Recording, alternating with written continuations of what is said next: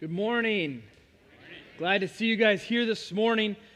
In my small group, we've had this kind of running challenge for several years now where I'm supposed to race one of the other guys in the group. And I know that many of you are looking at me right now and saying, David, you're not actually built to race. And you are mostly correct about that. You know, God didn't, He didn't make me tall. He didn't make me thin. I probably have a little bit too much on the front side to make, running not super safe. And I'm kind of old, so I could hurt myself if I tried to race someone.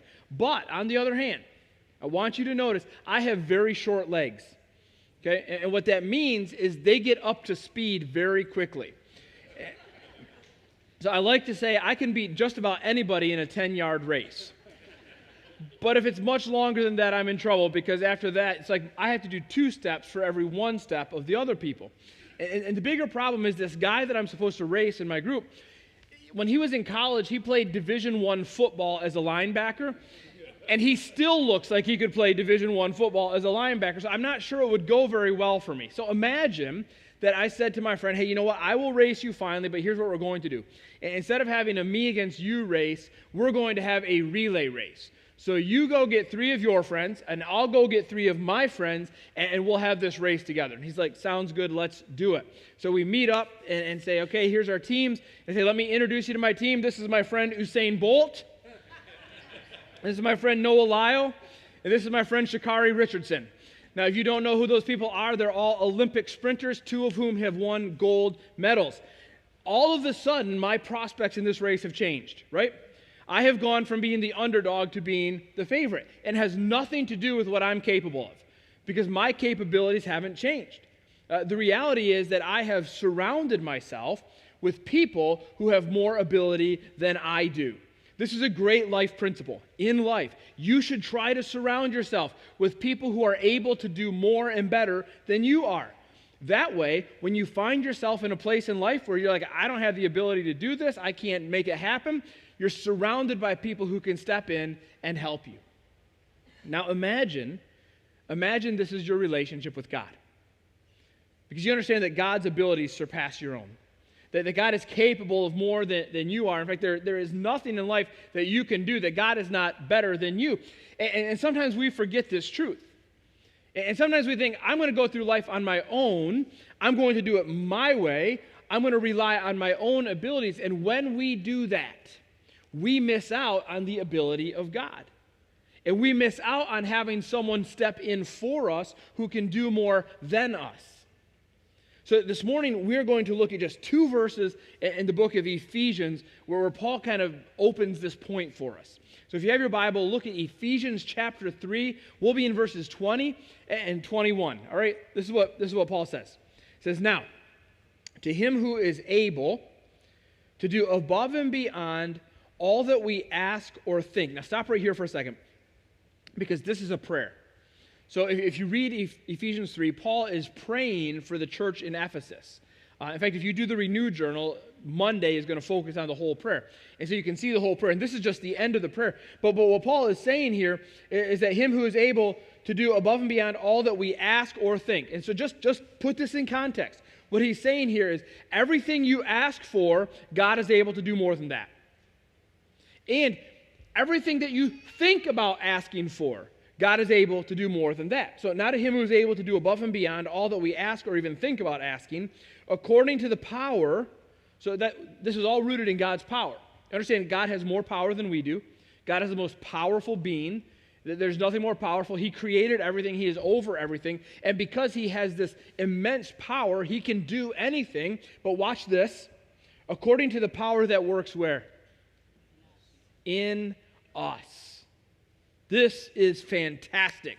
Do you see this? That God's power is above and beyond, and it works in us. Now, let's start with that first word, now, okay? That first word, now. We don't talk about this word very often, and maybe you've never really thought about this word because it's a word that we use all the time. But the word now is actually a word that we use to bring the past into the present, and often to bring the past into the present to help us focus on the future. Let me illustrate. We just finished breakfast. Now we should start thinking about lunch. Okay? That's kind of how my world goes. Right? But do you see what I did with now? I took the past. We just finished breakfast. Okay, that's done. But now let's bring it into the present. What are we going to do? We're going to start thinking about the future. And what Paul is setting up for us here is this idea that what God has done in the past, he can be trusted to do in the future. That whatever God was capable of before, he is still capable of now. And so when we think about our lives now, and we think about our lives in the future, we have to do that in the context of what God has done in the past. And so in Ephesians 1 through 3, Paul is talking about what God has done to save us. And he gets through all this amazing talk about what God has done to save us, and he says, now, understand, God is so much more powerful that once you are saved, this is what he's able to do. He is able to do above and beyond all that we ask. Above and beyond. Now, some of your translations might actually say far more abundantly. That's fun too, isn't it? He's able to do far more abundantly than you ask or that you even think about asking. Some translations say immeasurably more.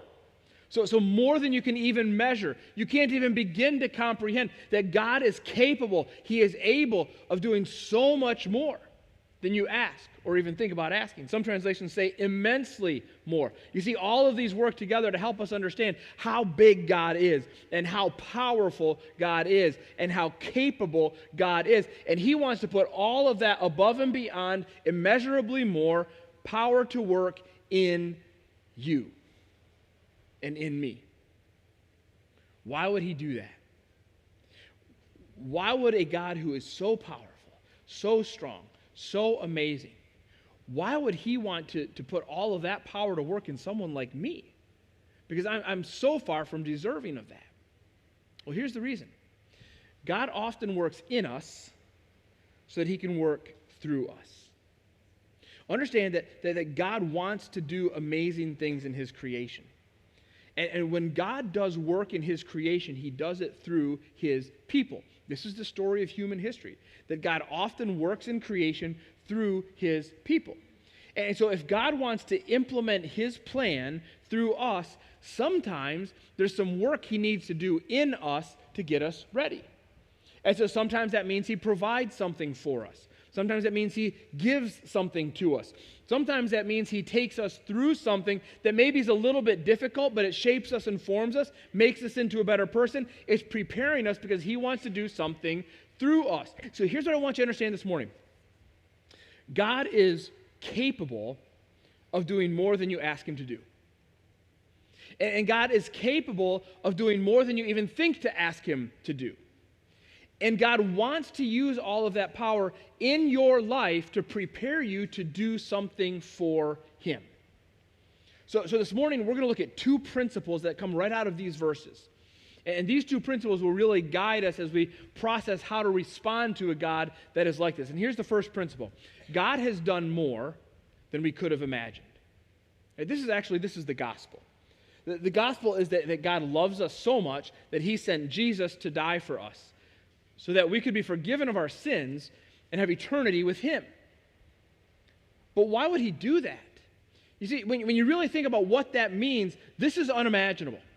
It is unimaginable that the God who created everything, the God that rules over everything, the God that is so amazing, that he would love me so much that in spite of my sin, in spite of my shortcomings, in spite of the fact that I rebel against him and run from him all the time, he still loves me so much that he sent his son. You see, God doesn't love me, and God didn't send Jesus because I'm so amazing, because I'm not. I'm broken, I'm sinful. God doesn't do all of this for me because I've deserved it or because I earned it. He simply does it because he loves me. And this kind of love is unimaginable. We've all been hurt by people.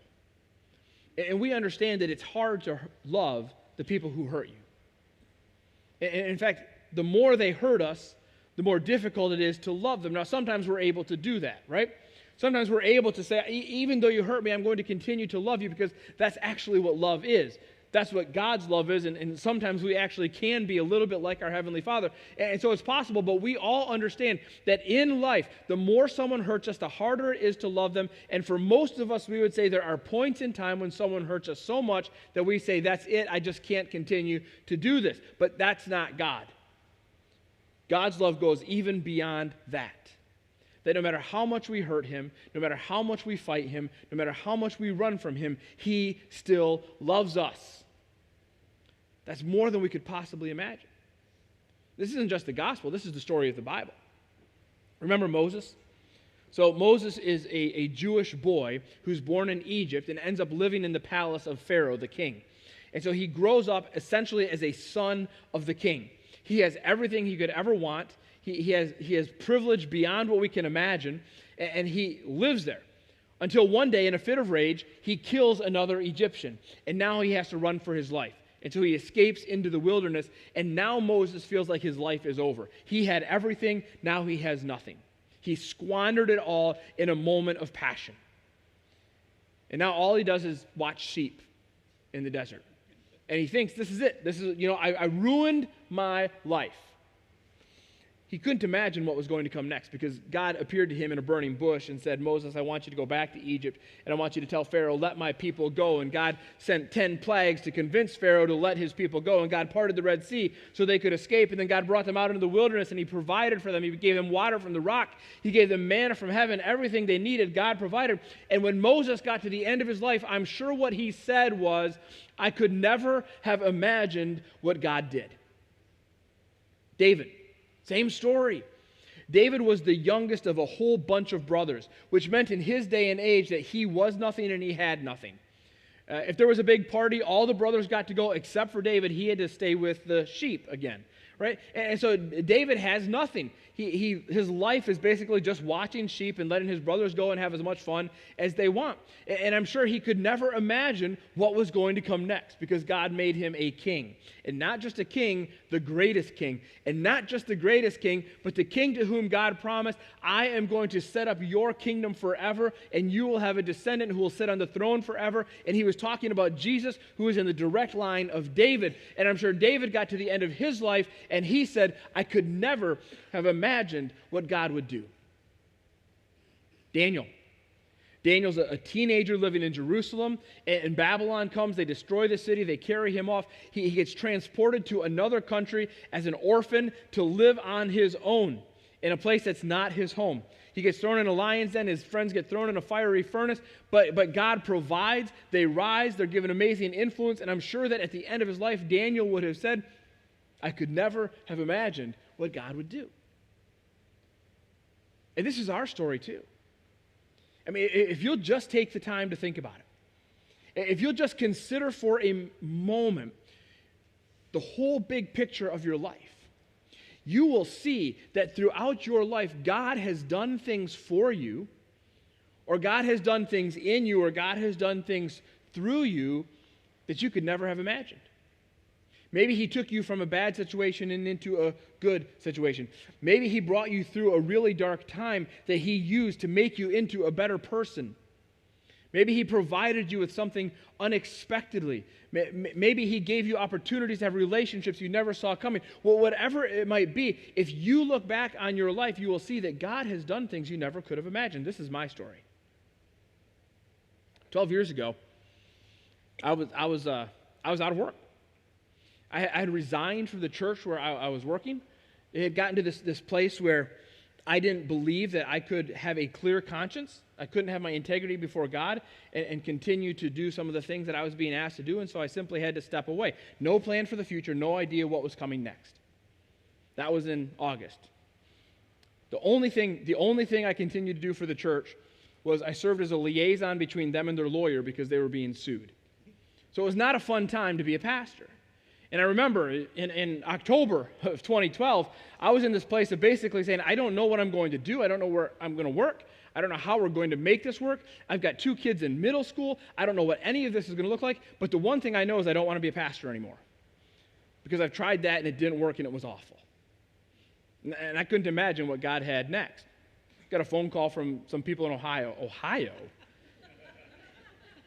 Hey, would you like to come and be our pastor? And I said, no. Several times, but they were stubborn, and we met together, and eventually here I am. And I remember my first Sunday here. It was on Father's Day of 2013. And so I wasn't standing, this wasn't here, I was standing back here. And I don't remember anything else about that. It was a really weird Sunday, So some of you were there, right? Some of you remember this. I don't remember who it was. Somebody got up here and they were basically like, okay, church, here's your new pastor. And none of you had met me. Like nobody had met me. Like I'd met the board and that was it. They're like, here's your new pastor. Hope you like him. Come and preach, David. I'm like, so I don't know any of you, but here I am. And I don't remember what I preached. I don't remember anything about that. I remember one thing about that Sunday. I remember standing right here and looking over here. I'm glad you guys are with us today, by the way. Good to see you. Looking right over here and seeing my kids sitting right over here. This is Father's Day. And I remember thinking as I'm preaching, you don't know this, but like while I'm preaching, there are thoughts that just run rampant through here. And so sometimes I have to sort them out and be like, I can't say that. But I remember standing up here preaching and looking at my kids and seeing in their eyes the sense of so much uncertainty, right? The world is changing and we don't know what's happening. And thinking to myself, I can't believe it's Father's Day and I'm the worst father ever.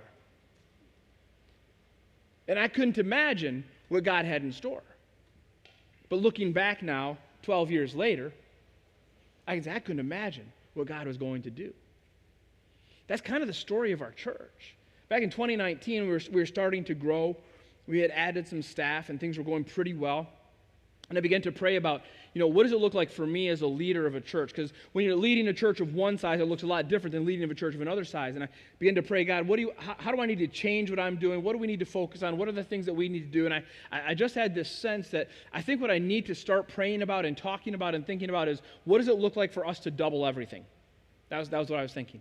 Like, what would it look like if we were to double the small groups that we had? Or, if we doubled the kids, like if we went from having, 35 kids on a Sunday to having 70 kids on a Sunday. If we went from having 15 students on a Sunday to having 30 students on a Sunday, what would that look like? What would it look like for our church if instead of our 300 on a Sunday, we had 600 on a Sunday? How would we lead differently? What would we do differently? And this is what I was praying about. And I was thinking, man, I really feel like this is where God is taking us. This is exciting. And then 2020 hit.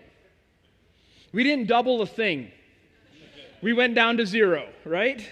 And I remember shooting that first video from my basement saying, hey guys, we're not going to have church on Sunday, but don't worry, we'll be back next week. And of course, me, I was, the staff will tell you this, I was the hopelessly optimistic one. I kept saying, we'll be back by Easter, we'll be back by Easter. Yeah, we weren't back by Easter. And in those times, it was hard to know what was happening, but I look back now, and this sounds weird to say, but COVID was one of the best things that ever happened to this church. Because in that time, God gave us the opportunity to make some changes, to learn some things, to change the way we did some things, and to really prepare us for what He had for us coming down the road. And we had no idea what it was. We didn't double everything, we tripled it. And we never saw that coming. We couldn't imagine that that's what God was going to do with this church. But that's our church's story, is that God has done more than we could imagine. But it's not just that He has done more. Right now, there's the now. God has done more than we can imagine. Now, God has plans to do more than we can imagine. There's a story in John chapter 11 that explains this. Lazarus has died. And Lazarus is one of Jesus' best friends. And so Jesus is going to come and see his family. And Jesus and his disciples, they show up. Lazarus is dead. Lazarus' sister Martha comes running out to meet Jesus and says, Jesus, if you had only come a couple of days earlier, you could have saved him. Now think about how much faith Martha has. What she's essentially saying is nobody could save him. The doctors couldn't save him. He was dying, but Jesus, you could have. She believed that Jesus had power. She believed that Jesus was able to do things that nobody else could do. Martha had a ton of faith. Probably at this point in time, Martha had more faith than the disciples. And Jesus says to her, Martha, you will see your brother again. Martha responds by saying, I know, Jesus, at the resurrection, I get it. Again, this is a statement of huge faith. She not only is saying, Jesus, I know you could have saved him, but she's saying, Jesus, I know that you will make it possible for us all to rise again at the end and we'll be reunited at the resurrection. And I believe in that and I trust you for that. Martha has incredible faith. But get this, even though in this story, she maybe has more faith than anybody else that's talking to Jesus, she couldn't even imagine what Jesus had planned. because Jesus had something big planned. And he told her that. He said, Lazarus, you need to understand that Lazarus has died for a reason. God has a plan here. What Martha could never have imagined was later that afternoon, she'd be sitting in the living room sipping coffee, watching a football game with Lazarus. Okay, not sipping coffee or watching a football game, but she would be sitting in the living room with her resurrected brother. You see, Jesus had a plan that was way beyond anything that anyone could imagine. And this is what Paul is saying to us in Ephesians 3, is that God can do way beyond anything that we can imagine, above and beyond, immeasurably more, immensely more, far more in abundance that he can do for us. More than we can ask, more than we can think about asking. If we try to imagine what God can do in our lives, I do this sometimes. What might God do through me? What might God do in my life? And sometimes I'm a pastor, I think about our church. And, what might God do here? And I think about things like, what would it look like if God was able to bring us more families and we could see more kids growing up to know Jesus and love Jesus and follow Jesus? And what if we had more students? I mean, we have a ton of students and they're awesome, but what if we had more students and we could begin to equip them and empower them and get them ready so that when they leave our church, they don't leave the faith? What if he brings more families our way? What if he brings more people who are hurting? What if he gives us the opportunity to reach out to our community, to impact the schools around us? What if? And I go down these rabbit holes of imagining what God could do. And here's the truth we all have to grasp. Whatever I imagine God could do here, he can do way, way more. And his track record is that he does. So, a message like this needs a therefore, right? Paul doesn't have a therefore in these verses, but y'all know that I love my therefores. So we're going to have a therefore, right? Therefore is a bridge word. It takes us from teaching to application. So the teaching is that God is more than able to do far more than we can imagine. Therefore, how do we respond to that? How do I respond to a God that is more than able? And here's what I think the answer is. We respond by working at what we can control and trusting God with what we cannot. See, there's so much in my life that is out of my control that I cannot do anything about. But God is able. Where I am not able, he is able, and I can trust him with that. But there are some things where I'm able. Andrew gave us a great question last week. If you weren't here last week, you need to go back, watch the sermon. He talked to us about anxiety and stress and how to handle that. And one of the suggestions he made was that when you find yourself in a time of anxiety or stress, ask yourself the question, is there anything I can do about this? This is a powerful tool, right? If I ask myself, is there anything I can do about this? If the answer is yes, then I should stop worrying and do it, right? If the answer is no, then I should stop worrying and let God handle it because there's nothing I can do about it. It's a great question to ask. But what if we expanded that question to our whole lives? What if every morning I woke up and I said something like, what is the good that I can do today? What can I do for God's kingdom today? What has God made me able to do? And I focus on what I can do, and all those other things that I can't do, I say, you know what? I serve a God who is more than able. I can trust him to handle those things. How do we respond to this as a church? What does it look like for us as the gathering to respond to God's generosity? Because God has been so generous to us. I think one of the ways I see God's generosity more than anything else is you, the people that he's brought to this church. The gathering is full and overflowing with amazing people. And if you've ever been to Starting Point, you've heard me say this. The people here are the lifeblood of our church. We have such great people. This is why, it's fun what we do in here, but when you go out in the lobby before, after, and between services, you can't have a conversation very well because you have to talk so loud because everybody else is talking. And that's an awesome thing because it means y'all like each other, right? This church is so full of so many good people that the life exudes out of you, and I love that, and I see that as a generous gift of God to this church. He's strategically planted us centrally between 3 really big school districts and in driving distance of several others. And so we have the ability to have an impact and invest in so many families from so many places. That is an incredible gift from God. He has continued to provide for us financially through the years. I told you about my first Sunday here. Let me tell you about my first Monday. So this is the next day. And I sit down with the guy who was running our money at the time, and he says to me, David, you just need to know that if giving doesn't go up in the next couple of months, we'll have to close the doors. I just moved here. Just so you know, don't want you to worry about this, we didn't have to close the doors. Okay? I feel sometimes like when it comes to money at the gathering, I feel like it's a little bit like Elijah and the widow, where every day they would pour out some of the oil and then they'd look and there was more oil there. And it feels like that's what God has done. And I know that God does that through the generosity of his people, and that's you. And it's an amazing gift that God has given this church. And so what does it look like for us to respond to this kind of generosity from God? Because let's be honest, the fact that God continues to send more people our way also means we're starting to get a little bit crowded.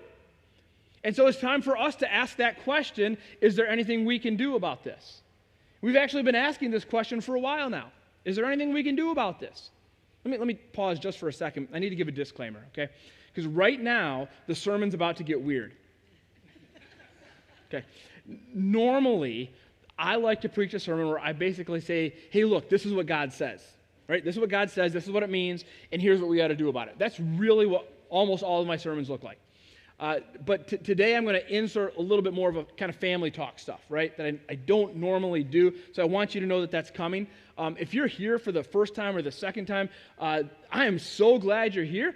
If you want to hear a normal sermon, you got to come back next week, okay? But I am super glad you're here today so you can hear what God is doing and how we as a church want to respond to that, all right?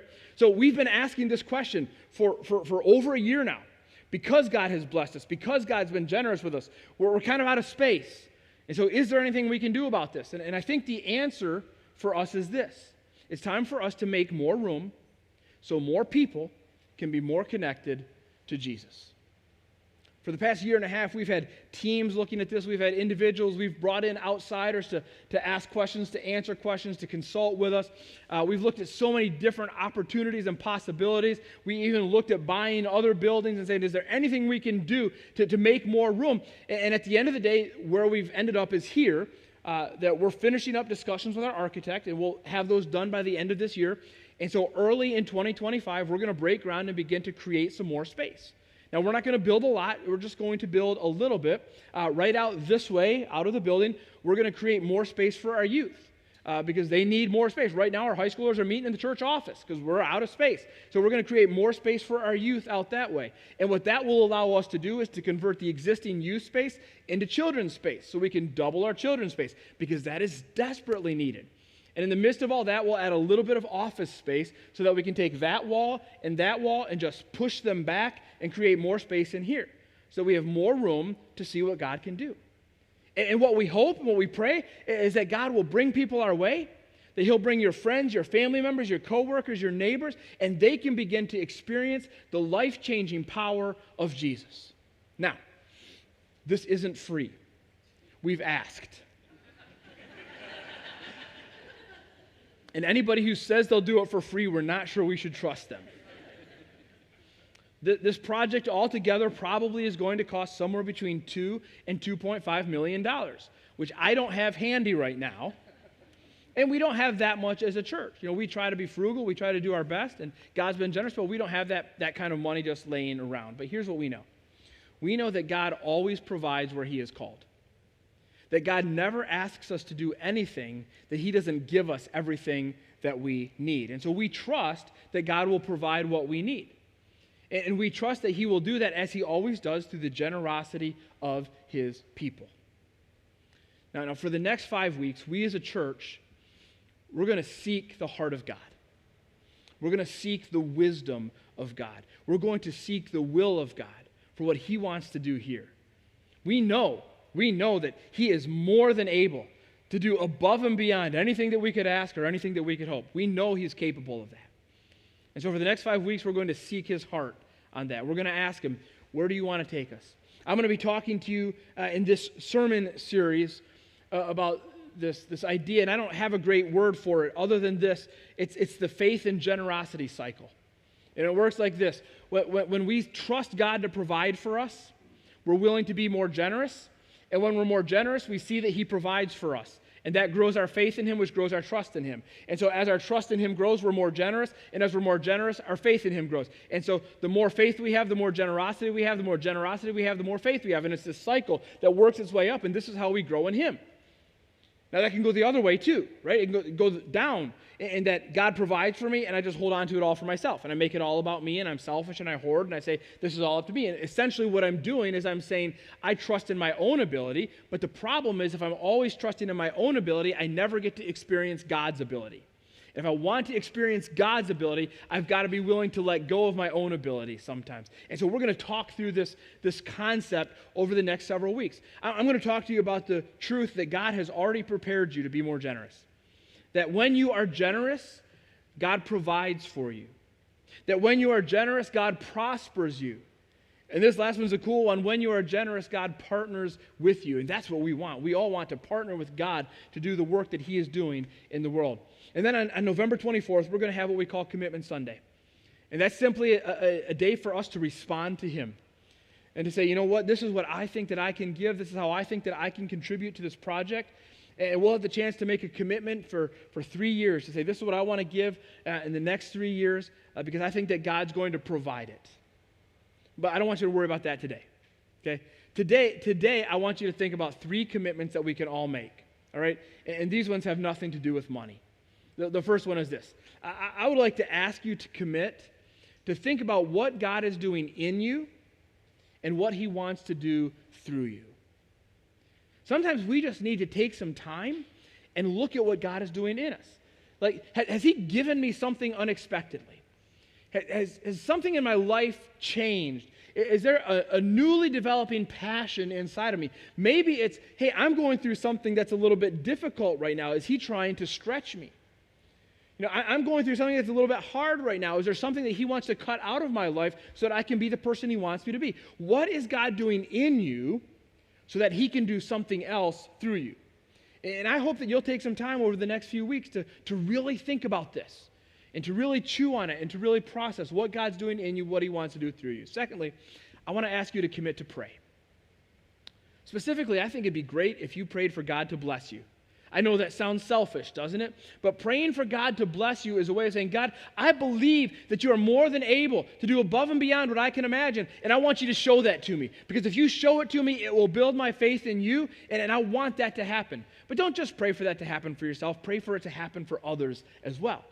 In fact, right now on your seats, you have a cool little prayer card, right? And I want you to take this home with you today and read over it and remember it and maybe come back to it on a daily basis to say, this is going to guide me in my prayer for the next couple of weeks. Stapled to this is a little round sticker, right? And you can take that sticker, put it somewhere where you're going to see it all the time. So maybe on your bathroom mirror, maybe put it on your steering wheel, maybe put it on the inside of your sunglasses, just somewhere where you can see it all the time, and it will remind you to pray, all right? The third commitment I want to ask you to make is I want you to commit to joining a group for 4 weeks, all right? I know many of you are already in a group. This isn't for you. You're in a group. Stay in your group. Run with your group. Your group is awesome, all right? But if you're not in a group, I want you to consider a 4-week group. Starting next Sunday, we're going to have these groups, and they're going to kind of study some of the More Than Able material together. And if you're not in a group right now, you can join one of these really super easy. There's going to be a group on Monday, a group on Tuesday, a group on Thursday, and we're going to try to do a morning group for people who can't do evening groups. So if you'd like to be interested in or if you are interested in one of those, here's what I want you to do. On your connection card today, on this little square right here, all you have to do is write Monday group, or Tuesday group, or Thursday group, or morning group. And if you write that down, somebody will get in touch with you this week and get you all the details you need to be part of that group. By the way, if you don't sign up for one of those groups, you can still show up Monday, Tuesday, Thursday. We'll have more information about those this week and next Sunday. I don't know if he actually said this, but Michael Scott says that Wayne Gretzky said that you miss 100% of the shots that you never take. That's actually a true statement, right? If you're playing hockey and you never shoot, you'll never score. And that's kind of what Paul is talking about here in Ephesians 3. If you want to experience God's ability, if you want to experience God's provision, You have to do something in order to experience it. If you never rely on him, you'll never receive from him. Another guy said this a lot better than Wayne Gretzky. His name was William Carey. William Carey was a pastor in England in the 1800s. And he had a big heart for missions. In that day, there were no global missionaries. People weren't going overseas to share the gospel. And he strongly believed that that was important. And in one of his sermons to his church, he was preaching on Isaiah 54. And the theme of his sermon was, attempt great things for God, expect great things from God. And that phrase really caught on. People grabbed onto it and they said, I like that. And they began to talk more and more about it. And eventually they began to talk more and more about attempting something really great for God, which meant leaving and going somewhere else and telling people about Jesus. And eventually it was William Carey himself who decided he was going to become a missionary to India. And so he just basically uprooted his family and said, hey guys, we're going to India. They all agreed, and they got on a boat and went to India.